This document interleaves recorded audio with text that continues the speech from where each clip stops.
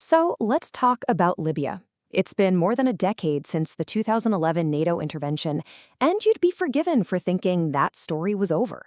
But it turns out a new chapter is just beginning. And deep in the Libyan desert, a name that was supposed to be erased from history, is starting to be heard again. And that quote really gets to the heart of it, doesn't it? The argument here isn't just about politics. It's about an entire legacy, an idea that many in the world believed was buried for good. But as we're about to see, some things have a way of not staying buried. So how exactly is this shadow, this ghost from the past, starting to reappear? Well, it all starts with the chaos that has defined Libya for the last decade. You know, back in 2011, the word on everyone's lips was liberation. The promise was a new, free Libya. But what's the reality for a lot of Libyans today? Well, it's a nation in fragments. I mean, think about it. This is an oil-rich country, yet you've got families waiting in massive lines just for fuel. Cities are carved up by warlords, and even basic services like hospitals can suddenly go dark. And right out of this chaos, that forbidden name starts to surface. We're talking about Saif al-Islam Gaddafi, the son of the former leader. Now, to the West, this name is a relic, a symbol of a past they worked so hard to end. But for a growing number of Libyans, well, he might just represent something else entirely. And this is where things get really interesting, because the core argument here is that this potential comeback isn't just about one man. It's about something way more powerful. It's about memory itself becoming a political force. It all boils down to this one simple but incredibly powerful question. A question being asked all across Libya now, especially by the younger generation. They're turning to their parents and their grandparents and asking, wait, were those stories you told us about the old days, were they true? So what are those stories about? Well, they're not complicated. They're memories of a time when you could get a free education, when hospitals were fully staffed and actually had power, when your salary showed up on time every time, and maybe most importantly, a time when there was a sense of a single, unified country. It's a pretty stark contrast to the daily struggles many are facing right now. And when the younger generation asks, the answer they often get back from their elders is this: at least we had a country. Wow, that just cuts right to the emotional core of this whole thing, doesn't it? It suggests this is less about ideology and more about a deep longing for stability and a sense of national identity. And this is what the source material calls nostalgia as rebellion. Here's the key idea.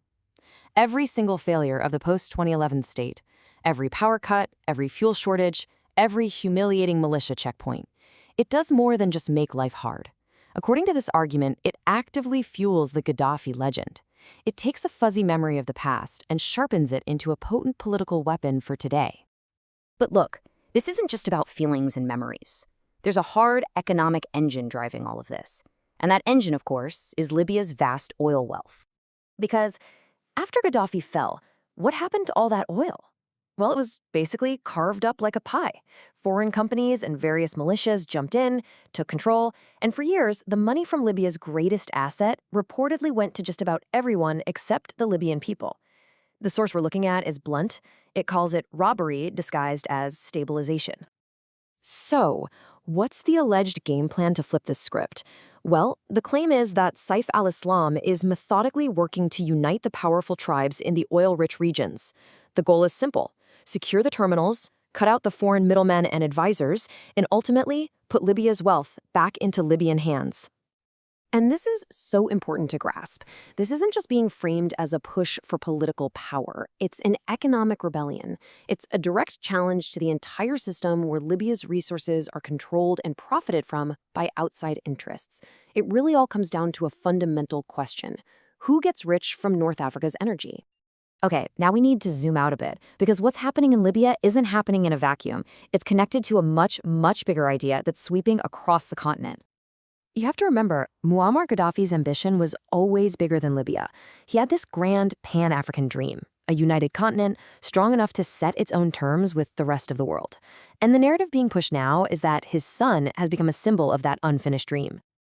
And that idea is finding fertile ground all across the region.